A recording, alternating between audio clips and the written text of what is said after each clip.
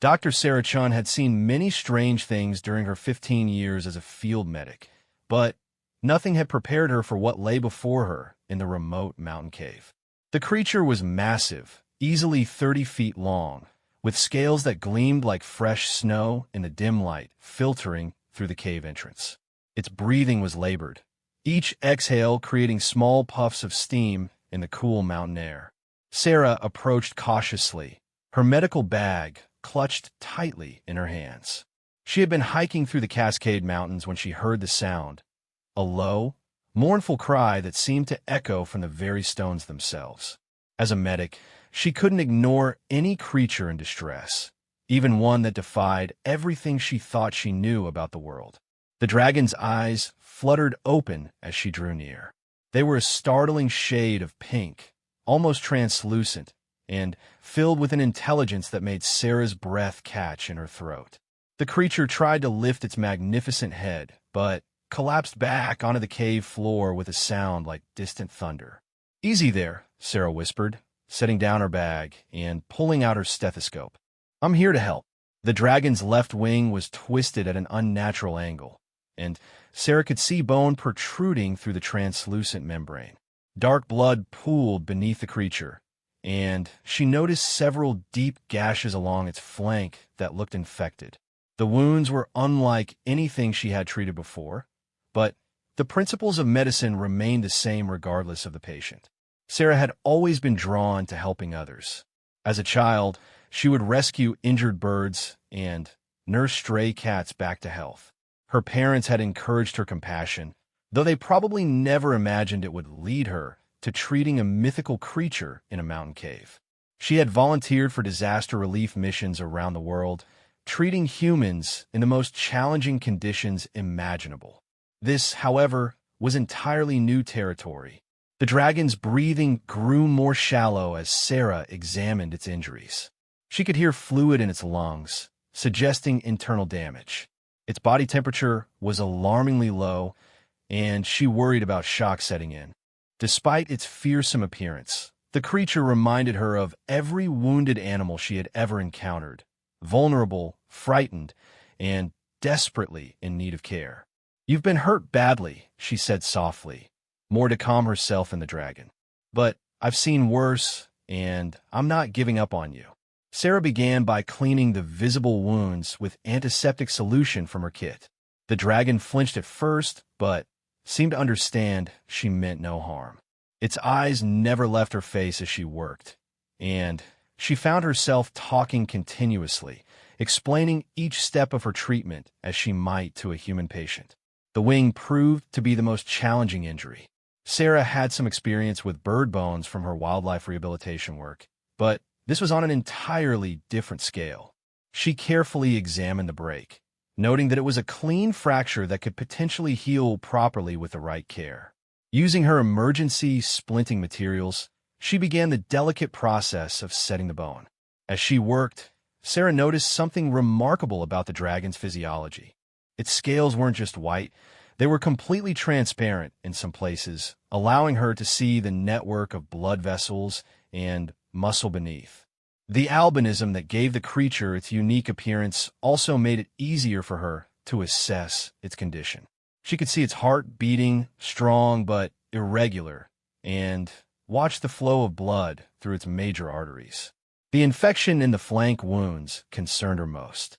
The edges were red and swollen, with a distinctive sweet smell that suggested a dangerous bacterial infection. Sarah cleaned the wounds thoroughly and applied antibiotic ointment, but she knew the dragon would need more comprehensive treatment than she could provide with her limited supplies. Hours passed as Sarah worked tirelessly. The dragon remained remarkably still, occasionally making soft, rumbling sounds that seemed almost like purring. She found herself growing attached to the magnificent creature, marveling at its grace even in its wounded state. Its scales caught what little light filtered into the cave, creating patterns that shifted and danced with each labored breath. As evening approached, Sarah faced a difficult decision. Her supplies were running low, and the dragon needed treatment beyond what she could provide in the cave. She had managed to stabilize its condition, but the infection was spreading, and she suspected internal injuries that required immediate attention. The problem was that she couldn't move the dragon alone, and she wasn't sure anyone would believe her story.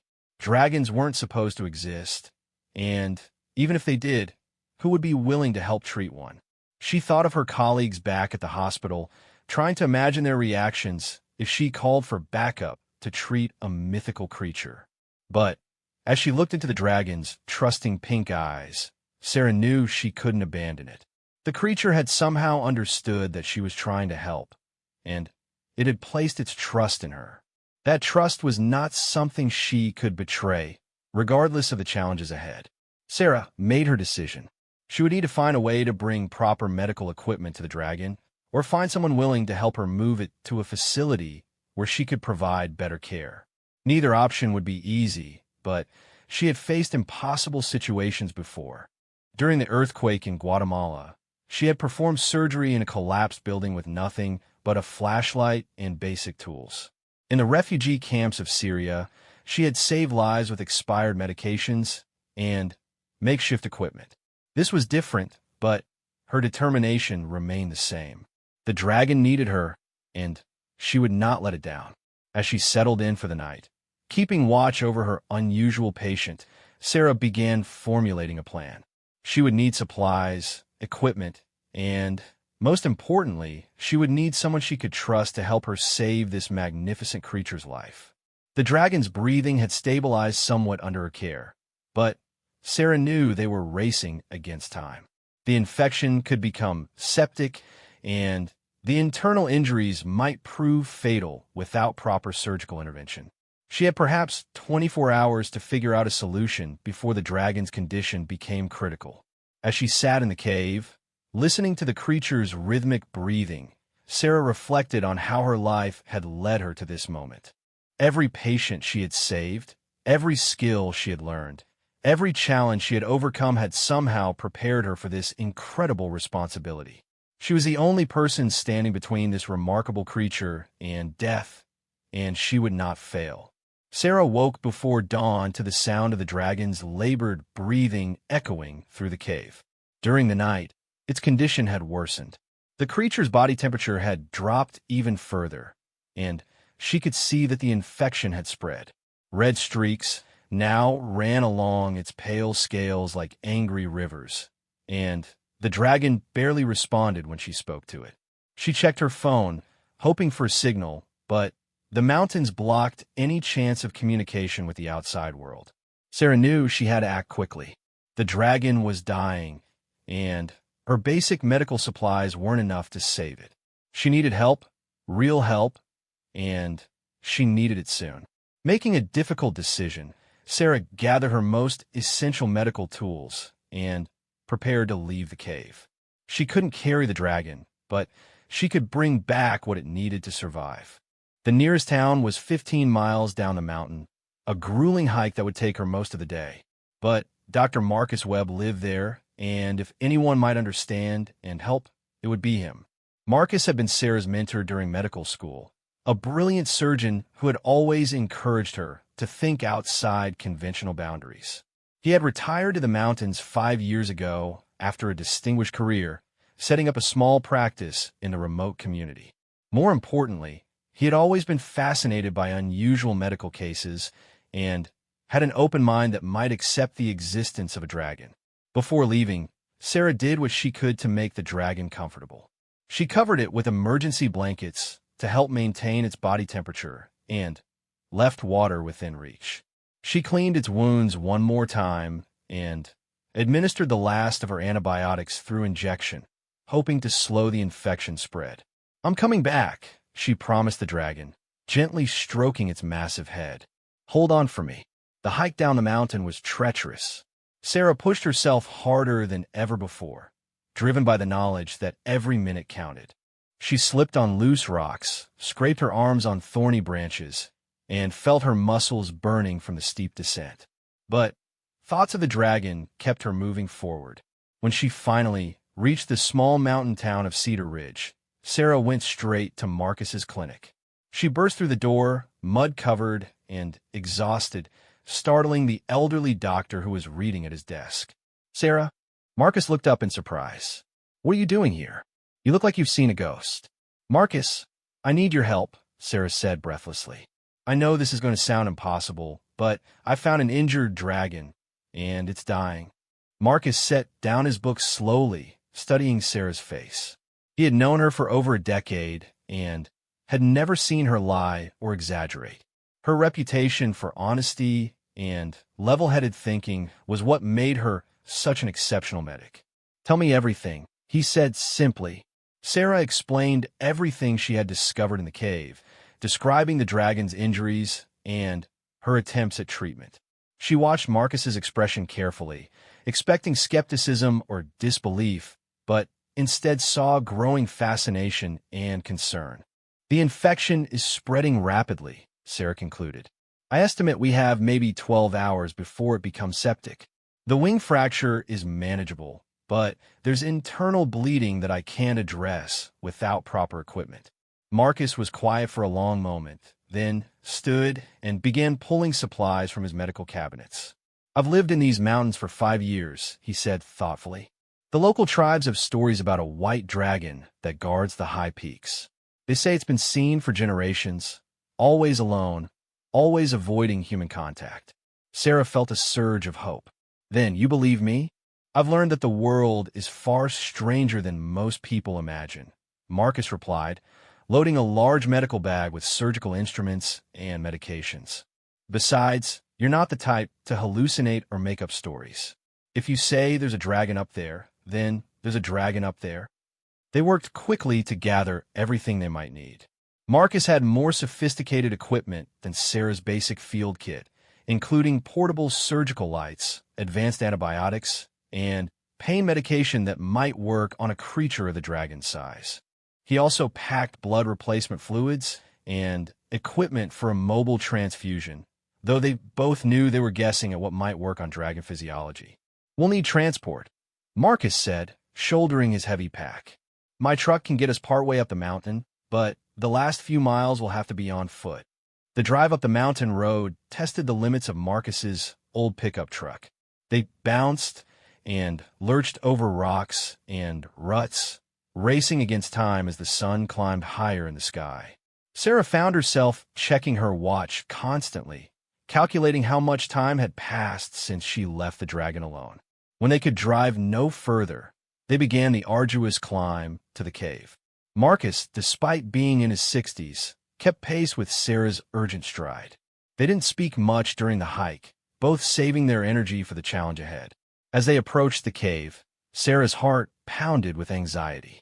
What if they were too late? What if the dragon had died while she was away? The thought of finding the magnificent creature lifeless filled her with dread. But as they entered the cave, they were greeted by the sound of labored breathing. The dragon was still alive, though clearly worse than when Sarah had left. Its eyes were closed, and its breathing was shallow and rapid. The infection had spread further, and its skin felt cold to the touch. "Magnificent," Marcus whispered, his voice filled with awe. Despite his scientific training and years of medical experience, he was clearly moved by the sight of the mythical creature. They immediately set to work. Marcus examined the dragon while Sarah prepared their equipment. His experienced hands moved carefully over the creature's body, assessing the extent of the injuries with the skill of a surgeon who had spent decades diagnosing complex cases. "The internal bleeding is from a punctured lung," Marcus determined after a careful examination. "We'll need to insert a chest tube to drain the fluid and allow the lung to reinflate properly." It was a risky procedure under the best circumstances, and they were performing it in a cave with improvised equipment on a creature whose anatomy they could only guess at. But they had no choice. Without intervention, the dragon would die within hours. Sarah assisted as Marcus made a careful incision between the dragon's ribs. The creature stirred slightly, but seemed to understand they were trying to help. When the chest tube was properly placed, dark fluid began draining immediately, confirming Marcus's diagnosis. "That should help with the breathing," Marcus said, monitoring the dragon's response. Now we need to address this infection aggressively. They administered powerful antibiotics intravenously, using the largest needles they had brought. The dragon's transparent scales made it easier to find suitable blood vessels, and Sarah marveled again at how the creature's unique biology actually aided in its treatment. Hours passed as they worked tirelessly to stabilize their patient. They cleaned and sutured wounds, set the wing fracture with proper surgical hardware, and monitored vital signs as best they could. The dragon remained remarkably cooperative, seeming to sense that the two humans were fighting to save its life. As evening approached, they began to see signs of improvement. The dragon's breathing became less labored, its body temperature started to rise, and, most encouragingly, its eyes opened and tracked their movements with renewed awareness. "I think we've stabilized it," Marcus said wearily, sitting back on his heels. "But it's going to need continued care for weeks, maybe months." Sarah nodded, already thinking about the challenges ahead. They couldn't move the dragon to a conventional medical facility, which meant they would need to establish a treatment protocol in the cave.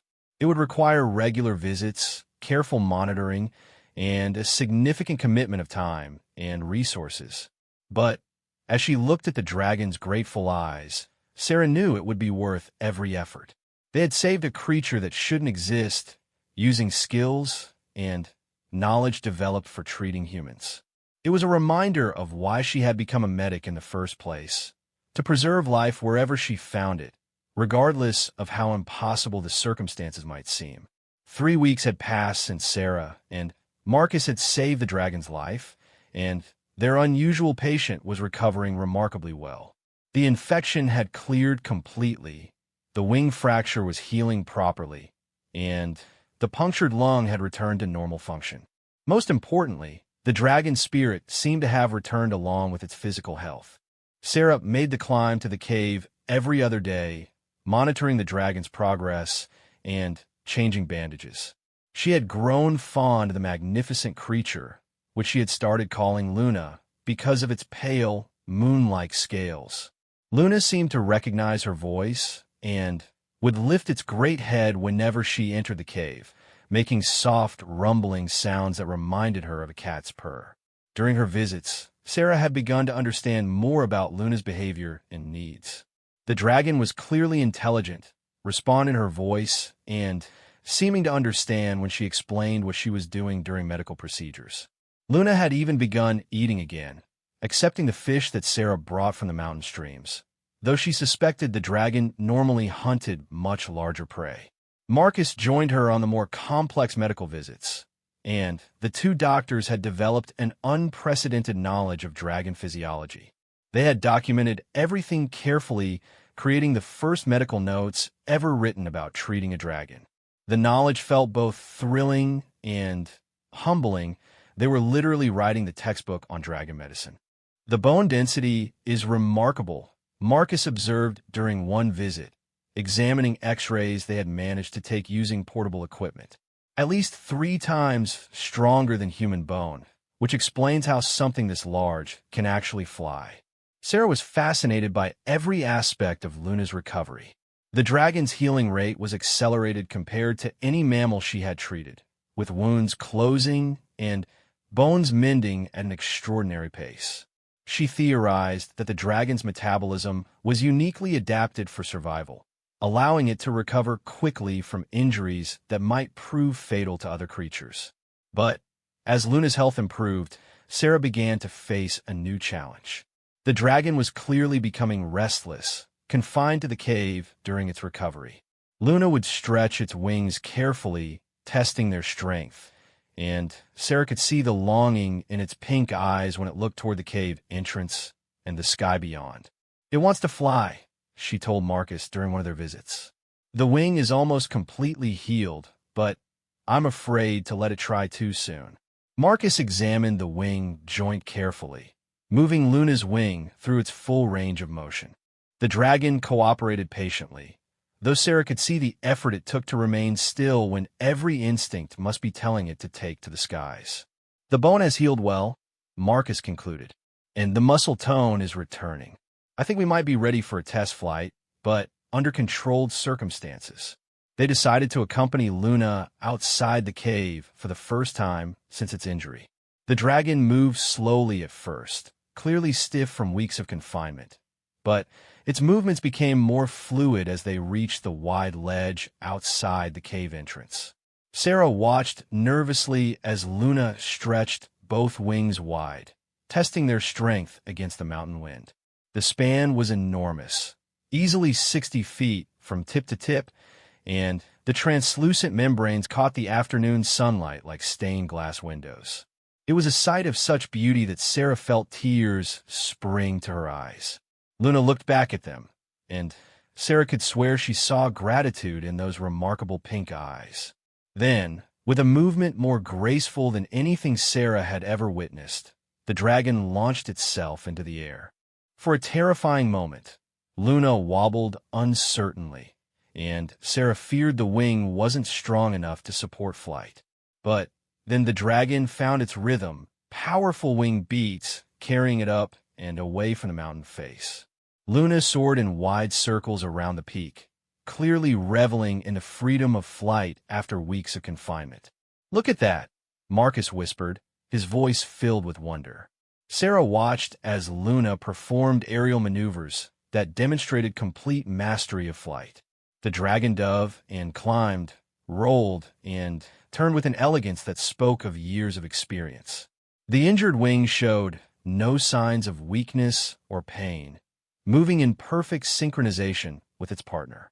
But what touched Sarah most was that Luna kept returning to circle above them, as if unwilling to leave them completely behind. The dragon would fly out of sight for a few minutes, then reappear, always coming back to check on the two humans who had saved its life. As the sun began to set, Luna landed gracefully on a ledge beside them. The dragon lowered its great head and gently nuzzled Sarah's shoulder, a gesture so tender and grateful that Sarah felt overwhelmed with emotion. "You're welcome," she whispered, stroking Luna's neck. "I'm just glad you're going to be okay." Over the following days, Luna established a pattern. The dragon would disappear during the day, presumably hunting and reclaiming its territory, but would return to the cave each evening when Sarah came for her visits. It was as if Luna understood that Sarah still needed to monitor its recovery and was willing to accommodate her medical concerns. Sarah began bringing her laptop to the cave, documenting not just Luna's medical recovery, but its behavior and apparent intelligence. She was writing what amounted to the first scientific study of dragon behavior, observations that challenged everything humans thought they knew about mythical creatures. Luna seemed curious about Sarah's work, often watching over her shoulder as she typed notes. The dragon appeared particularly interested in the medical images on her laptop screen, studying X-rays of its own bones with what looked like scientific curiosity.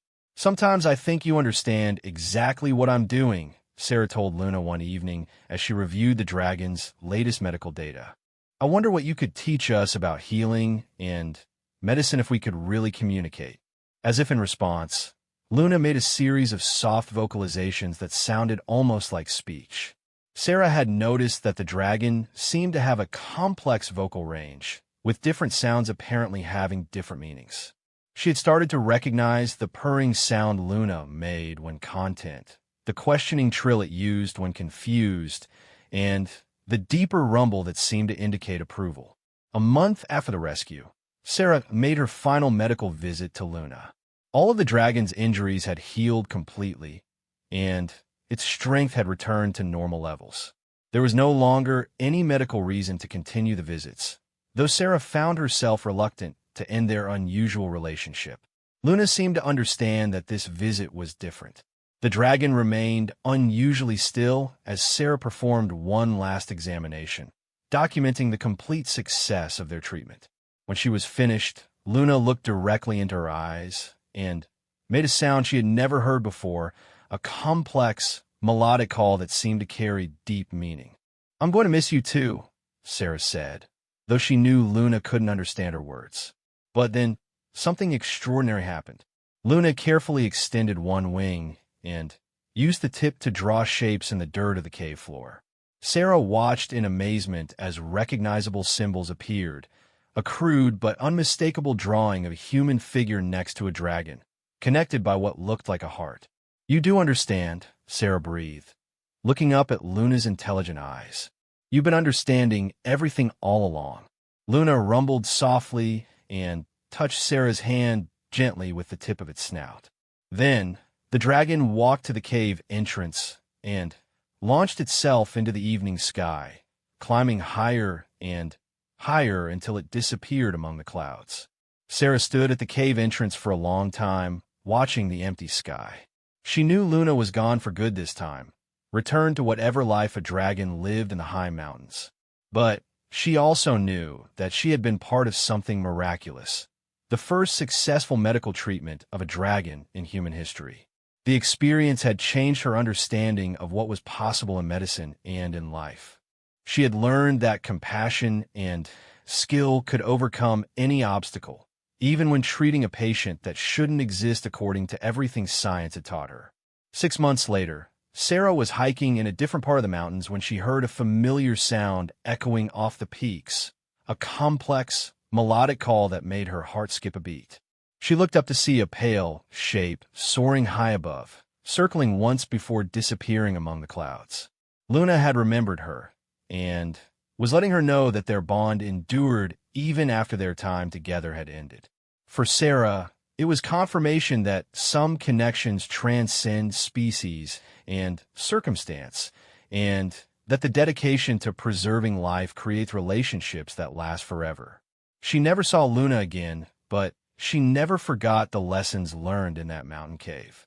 Every patient Sarah treated afterward benefited from the confidence and creativity she had gained from successfully treating the impossible. And somewhere in the high peaks, an albino dragon soared free because one determined human medic had refused to give up on saving a life, no matter how extraordinary that life might be.